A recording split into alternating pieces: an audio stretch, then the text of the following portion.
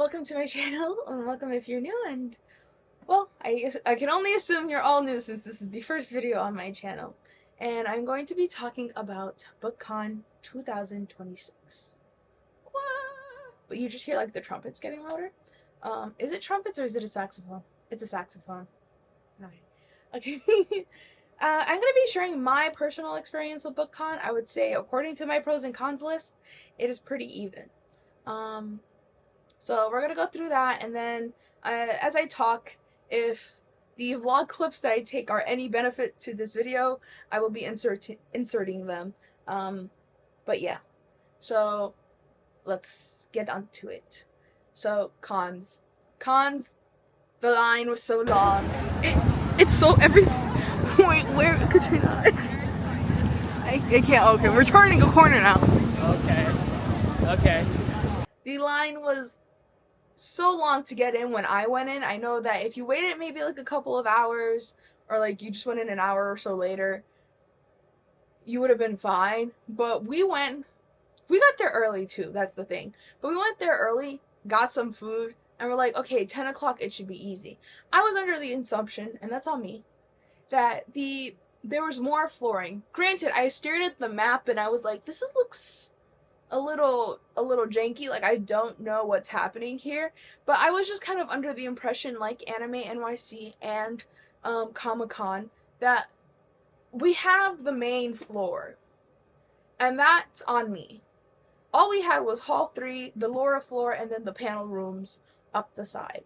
And I think if had I known that that was the original like layout of the map, then we probably should have stopped at the first ticketing. And granted, that would mean that Katrina, my friend, would not have been able to go with me, and I would have gone alone. It would have allowed for easier traffic flow. And I don't know if it's just me and my assumption of other book people. We're not... My cousin that he should have came, because he did... I don't think anybody likes it, honestly. Yeah. But being cramped into like a small room, especially the exhibitor hall, which was like Hall 3. I could not watch, I could not focus on anything. I could probably pay attention to like a few booths on the outskirts. I waited on that long line, because what do you mean I got off on 34th Street and I ended up waiting on 41st Street to get in? Crazy work. And I don't know. Only to go inside and then see more lines.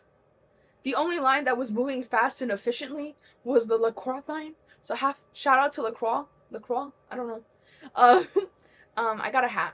I didn't get the tote bag because I promised no more tote bags, and then proceeded to buy a tote bag the next day, but we're not going to talk about that yet. LaCroix was the only one that had like a functioning line that was moving smoothly and fast. I couldn't focus on a lot of the booths because if in the exhibitors hall, Hall 3, at least because it felt so like I was just gonna crash out, especially because, okay, so hi, I'm getting into romance, and I told BK this, but basically BK Borison is one of like two authors that are kind of like my gateway into romance. Her and Lauren Colony. I will put her last name on the screen. Those two right now had top romance authors for me. And so BK is so kind. This is turning into like a positive. But there was a signing for her at possibly Smut. I'm sorry if I got it wrong, but they were there and their line was fine. That area, that specific like hall, like section area, like right across, like where the booth faces out, that horrendous. I was like, ugh, disgusting. Suffocating, overwhelming, overstimulated. 10 minutes in, I'm like, I don't know where to go. We need to go upstairs. So yeah, I did not wait in any lines for ARCs. HarperCollins, I have beef with you, but also a positive. Okay, so we're going to talk about the negative. The negative is that I wanted to go to a galley drop so bad. So I went on HarperCollins Instagram, right? Because I wanted to double check the ARC drops for Sunday. Great. I checked their story. It says that we're gonna be dropping something, and the ARCs, right? And it says that the tickets for the ARC whatever ARC drop go out or given out 30 minutes before the set time. I'm like, okay, noted. It doesn't drop till 2:30. It's 1 o'clock. I'm in the queer horror panel, which amazing, by the way. I got my book signed by hold on, shout out to Katrina. But Andrew Joseph White. Oh, my bookmark fell. I got it signed by him. The queer horror panel was amazing. So amazing that I didn't want to leave it early, right? I was like, 1 o'clock is crazy. That's an hour and a half before this galley drop. 1:30 should be fine. And then I saw that on their Instagram it said 30 minutes before it should be giving out the little tickets. So I was like, great, cool. So I go an hour down. It's 1:30. The panel's supposed to be over, but they're still kind of like chatting. So I went a little before 1:30, right? I get down there. There's a lady, sweet lady. It's none of the workers' issue. It's just organization overall in general. I get down there. There is a lady holding the galley drop thing. I'm like, okay, cool.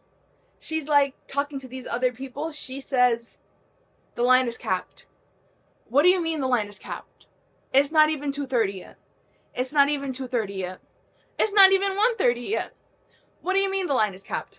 And she's like, I don't know what she was saying to the other people, but I heard the line was capped, and I was like, and then all I heard also was like people were lining up 2 hours in advance.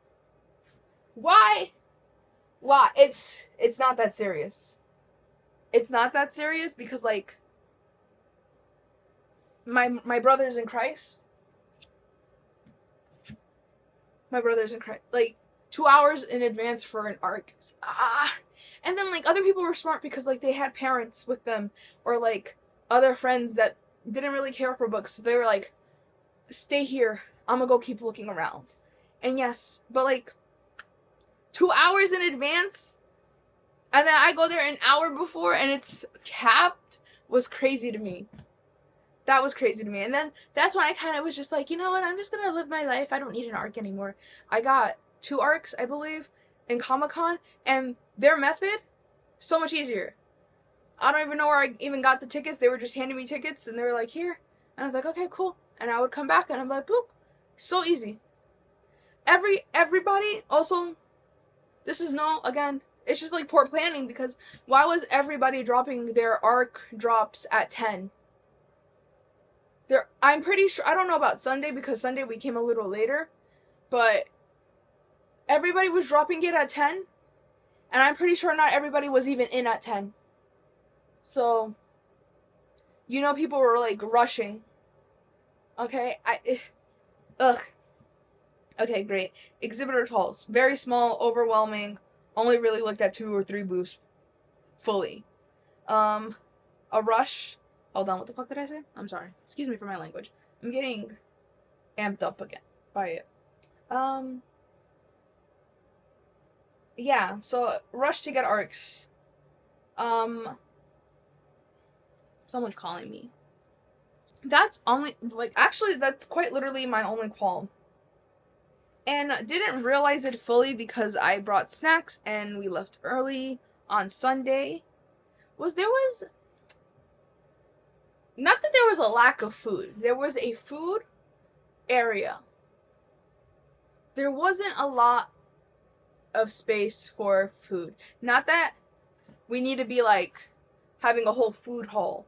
I mean downstairs there was like in the artists, not the artists, bless their heart. In the indie alley, there was like a little food section, I believe, that I didn't really notice until Sunday, so. But there was a lack of like food availability. Not in terms of like there wasn't food to eat. It's just like visually, it was just all books. And then like, I think upstairs in the exhibition hall that they had the empanadas. And that's about all I saw. And I think maybe 1 or 2 other carts by it. Great. That's actually my only qualms with it. But like,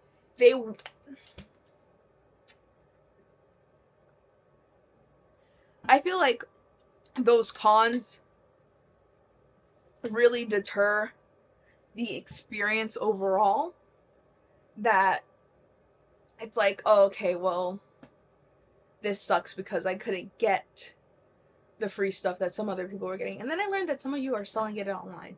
So screw you people that went on those, got a bunch of ARCs somehow, by what means, I don't know, and are selling it online.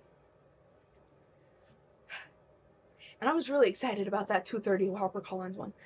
Okay, pros. Panels, really loved them. I liked all the panels that I went to. I didn't get to go to all the panels I wanted to because I was a little worried about BK, because I was like, oh my god, BK is having a signing. And I just wanted to glance at her. I was just like, because if possibly Smut had a signing and you could have pre-ordered. That was another thing. There's a lot of, like, you would have to follow individual exhibitors to, like, know what's going on, or, like, check their pages. And that's just on me, because, like, I wasn't really looking into it. And, like, Bookcon wouldn't always repost or post onto their page what was happening. But I knew because I followed BK. I knew that she was going to be at the booth.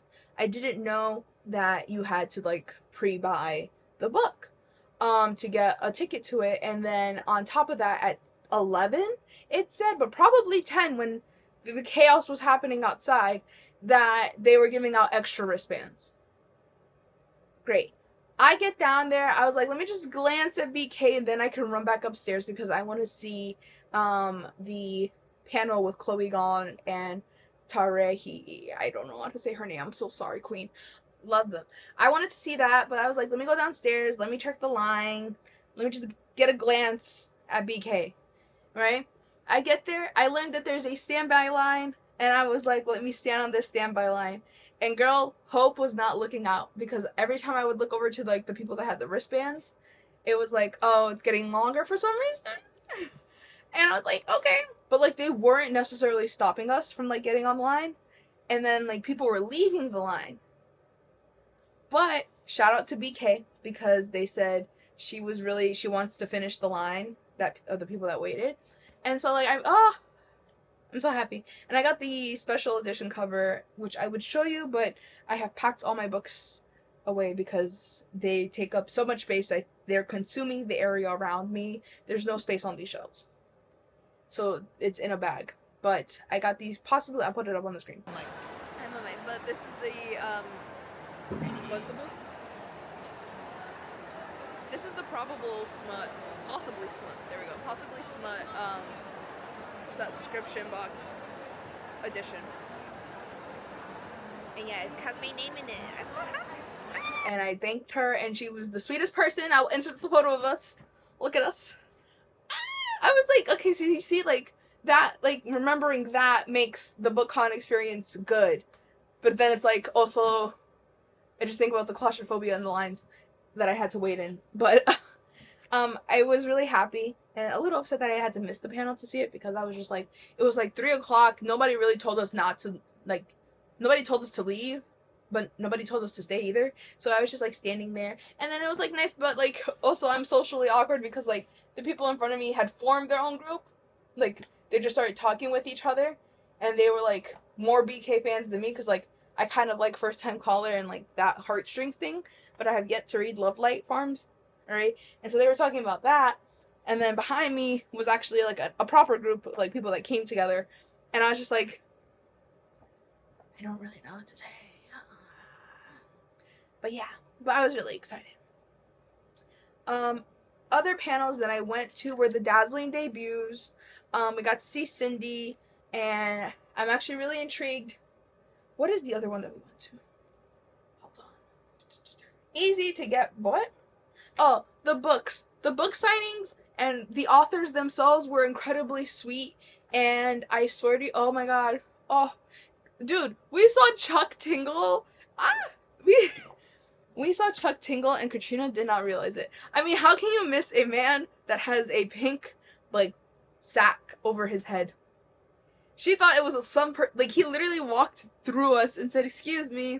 Like, not him, but, like, his management team was like, excuse me, while we were trying to get in. and they were just walking around confused. And me and this other person like behind us in line were kind of like, Katrina was like, I was like, Katrina, and then she was like, I was like, Katrina, this is Chuck Tingle. What do you mean? And we got to see him in, and we went to a lot of horror panels, did we not? Well, the few that there were. That is another qualm that I'll get to, but like now I'm just on the positive. That like I just want to keep on the positive. We saw Chuck. Chuck was very nice. Every time I saw him, he was walking the floor or he was like taking photos with people or talking to people. It was really sweet. Another man that I was which is crazy because like I have his books, but like I haven't started reading it yet. And ironically, a few days ago, like 2 days ago, I picked up Operation Bounce House, so you know where this is going. I picked up a Matt Dinniman book, and we saw him on the floor.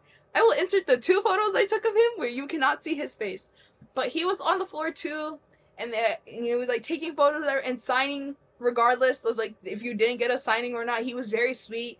I'm pretty sure his Audible book signing that was happening in the room next to us was also free. So like, or I think you maybe had to be like an Audible member, but I don't know. But that was also free without like kind of reservations, I believe. Sweetest, every author I met, Andrew Joseph White, also like everyone was just so kind and sweet. I loved all the authors that I met. It was way better on Sunday, and I don't know if it's because I just didn't have a heavy bag, I was mentally more prepared, or because so many people were overwhelmed and just like disappointed, overly underwhelmed at the same time, about BookCon, that they just didn't show up to Sunday. That Sunday I felt more free. I don't know what was about it. I just felt like I could conquer the world, and I was in a book buying mood, which is why I was able to get my book signed by Andrew. And yes, so the positive about HarperCollins was that towards the end of the end of Sunday, was that they did buy one get one, which, because I was wondering why people were surrounding it, and I was like, what's happening? And then I read that it was buy one get one. I thought maybe it was just like that one section, but then I noticed it was on all the booths, so I was like, oh, now this is what I call a steal. Now, unfortunately, Jaylene did not take full advantage of that and ended up getting one full hardcover and then one paperback, so obviously the paperback was cheaper. So I could have gotten 2 paperbacks and kind of quote-unquote saved money. Because I just paid like $30, which means like $15 is still $15 for like V2. I will put my books that I got from HarperCollins on the screen. I do not remember the second book.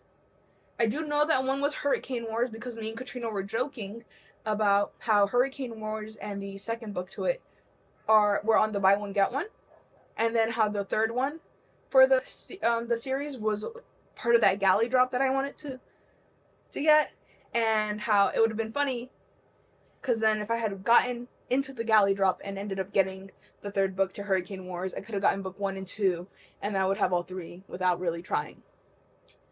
With like paying for the price of 1. I thought that was cool. I wish more bigger publisher houses did that. And now back to the little wrap up, my thoughts personally. BookCon was okay. I don't know if I would go next year. I would need to see some changes and stuff, and hopefully they take what the people put into their survey with a lot of consideration.